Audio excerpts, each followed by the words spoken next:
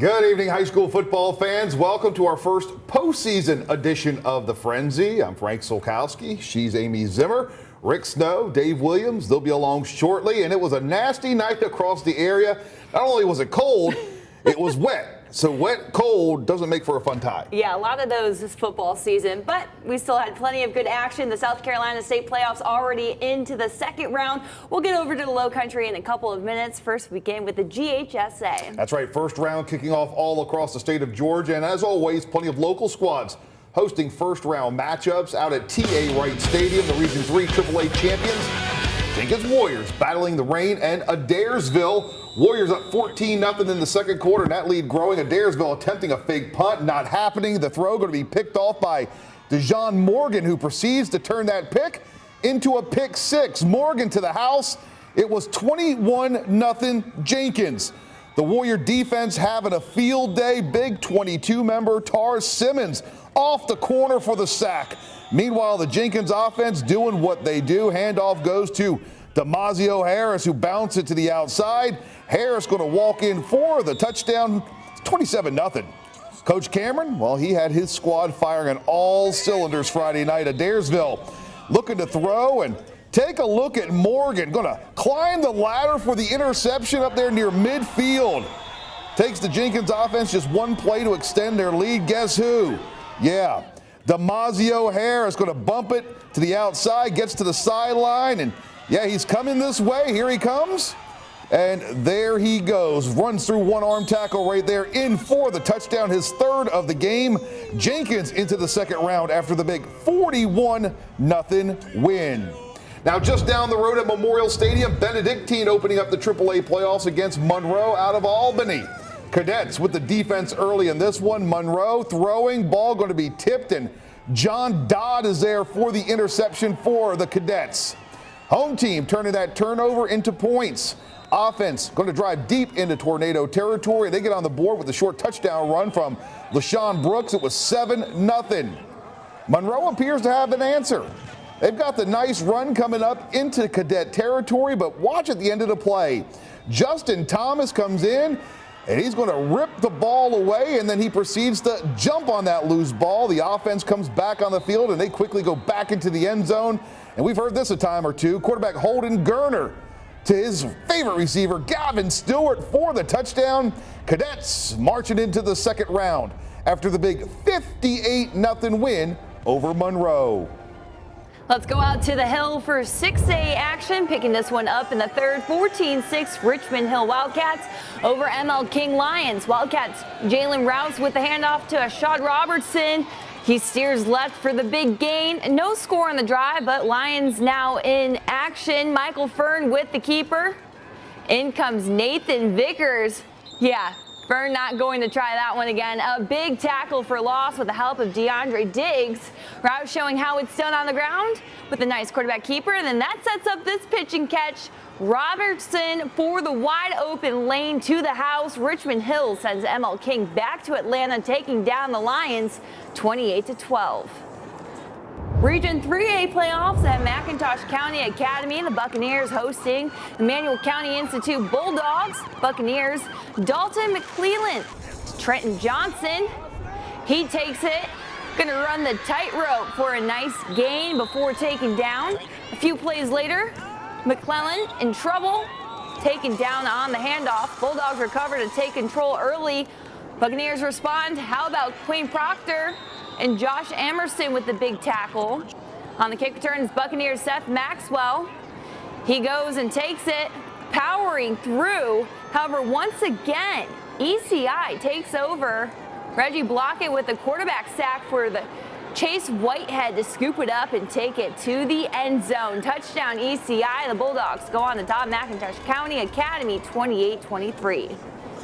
Last month, rivals Savannah Christian and Calvary Day played a doozy out in Pooler. Amy, you were there as the Raiders and Cavs went blow for blow. That's right, I was. And on that night, Savannah Christian winning 43-36 tonight.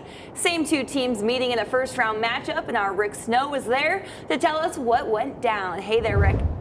Amy and Frank, a lot more on the line this time around as the Cavaliers and the Raiders went at it in the playoffs. To the winner of this one goes a trip to the second round of the Single A private school playoffs, where they'll face unbeaten Savannah Country Day.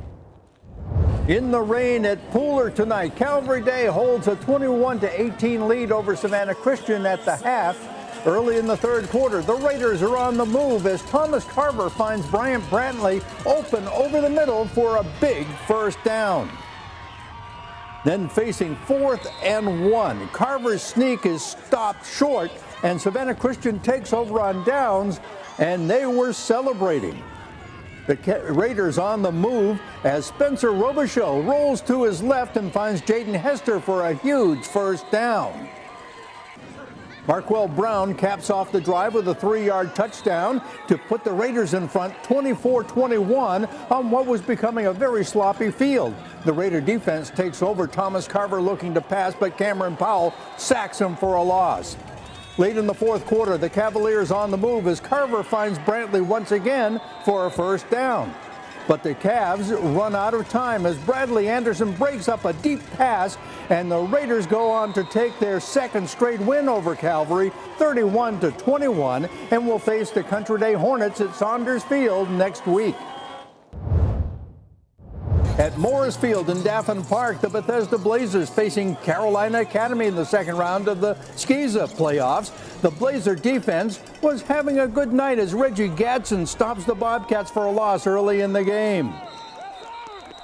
The offense goes to work as Antoine McKay looks deep to find Trayson Speaks for a huge completion, and he was pushed out of bounds at the 14-yard line, but a turnover would cost them. On their next drive, McKay hooks up with Ivan Gooding over the middle. He takes it down to the 20-yard line, but once again, the Blazers come away without scoring. Early in the second quarter, Carolina Academy gets on the scoreboard with a short touchdown run. It was 7-0.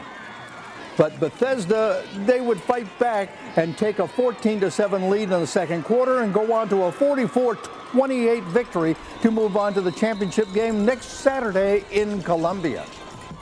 All right, good stuff right there, Rick. Well, we're just getting started here on the Frenzy. Still to come, trips to Statesboro, and we're also going to head out to Claxton. Yeah, we'll also take a look at the Low Country teams looking to stay alive in South Carolina. All that and more when the Frenzy continues. Stay with us.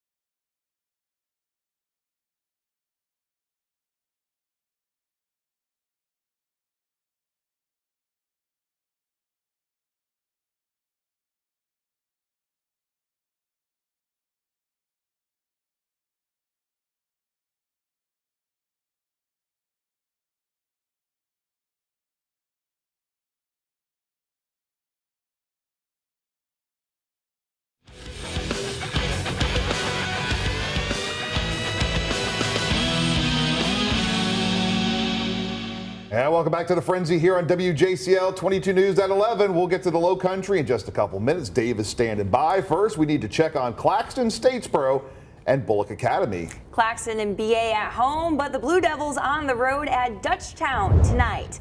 Like much of the state, wet and cold conditions for the first round matchup.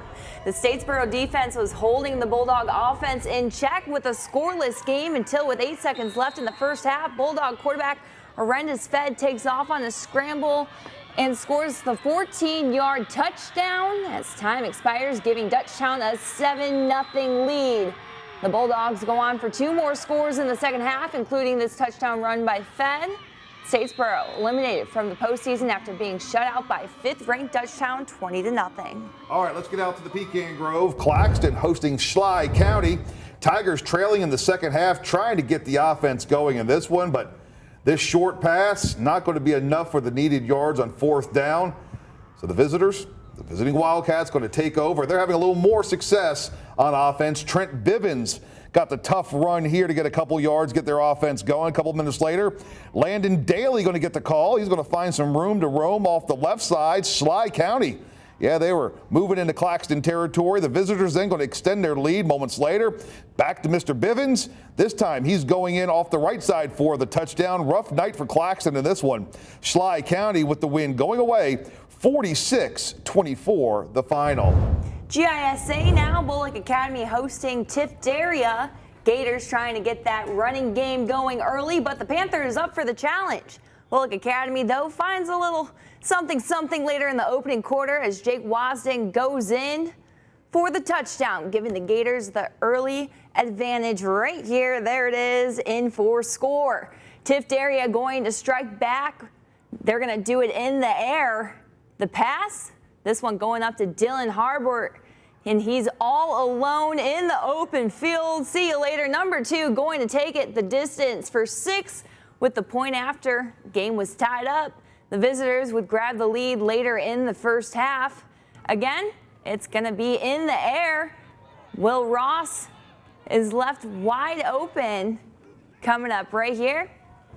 There it is. Touchdown Panthers. Tiftaria ends Bullock Academy's season with a 17-14 win. All right, now let's get to South Carolina. Thursday night, May River was up big at the half against undefeated Anor. But the home team, they were looking to battling back here in the third quarter. Noah Jones going to muscle his way in from 2 yards out. That made it 29-8. May River still had the lead. Fourth quarter, same result. Jones at it again. Jackets were clawing back. May River's lead now just 29-14. But the Sharks, they're going to put it away in the fourth quarter. Ahmad Green, he's going to score on the quarterback keeper. That made it 36-14. May River and the Sharks, they go on the road and they pick up a huge win. May River into the lower state semifinals thanks to the 36-22 victory at Anor. So May River is into the lower state semifinals after a big win on Thursday night. Tonight, several more low country squads hitting the field. That's right. Time to get over to Dave Williams to see what went down across the big bridge. Dave? Well, after a bye in the first round of the 4A state playoffs, the Buford Eagles welcoming Hartsville to Ladies Island Friday night, and Buford trailed this one 21-14 with inside a minute to go in the first half, and they were threatening to tie things up. Quarterback Daniel Ferris keeps it and moves it all the way inside the Hartsville 5-yard line, but then disaster for the Eagles as Ferris' pass is intercepted in the end zone by Hartsville's Bailey Caraway, and that is the end of that. Buford does manage to cut into the lead on their first possession of the second half. Brayton Sarathy connects on the field goal, and Hartsville's lead is cut to 21-17. For Hartsville, they will answer right back, marching downfield. Quarterback Owen Taylor calls his own number. He gets down to the Buford 10-yard line. And then Darian McMillan will then cap off the drive with the forward movement into the payoff pasture. PAT was blocked 27-17 Hartsville. They're going to win 34-17 to end Buford's season. Meanwhile, over on Hilton Head Island, a spot of the SCISA AA State Championship on the line is Hilton Head Christian hosts Florence Christian, and it's Hilton Head Christian on the move first. Hayden Shin finds Floyd Hargrove over the middle and deep into Florence Christian territory. They would capitalize just a couple of plays later as Shin rolls out. He escapes the pressure and finds J.P. Perduzzi in the end zone for the touchdown, and it's 7-0 Hilton Head Christian. But Florence Christian would respond on their first possession of the game. Marshall Brown breaks free on the big run inside the Hilton Head Christian 5-yard line. They would cap it off just a couple plays later. Quarterback Robbie Jordan calls his own number for the short TD run. 7-6 Hilton Head Christian, but Florence Christian takes the lead when Marshall Brown makes good on the 2-point conversion, and it's 8-7 Florence Christian. But Hilton Head Christian roars back from a 2-touchdown deficit to win by 2 TDs, 42-28 to advance to next Saturday's state championship game. All right, thanks so much, Dave. So we got Hilton Head Christian, we have Thomas Hayward, and we have Bethesda Academy. Those 3 teams will be headed up to Columbia next Saturday to play for SCISA State Championships. Always a fun time when you get up there for those state championship games. And again, teams starting to play and find their grooves right now, and this is the perfect time. You better start playing your best ball right now. That's right. That means we will be taking the road trip up to Columbia. I'm looking forward to that one, to go up there and capture all those good highlights for the Frenzy. That's right. And again, we do have May River. They are into the lower state semifinals, so still a couple weeks away from state championships in South Carolina. Again, the GHSA, GISA playoffs just kicking off tonight. Again, we've got all the scores and recaps and highlights on our website, the high school page at WJCL.com.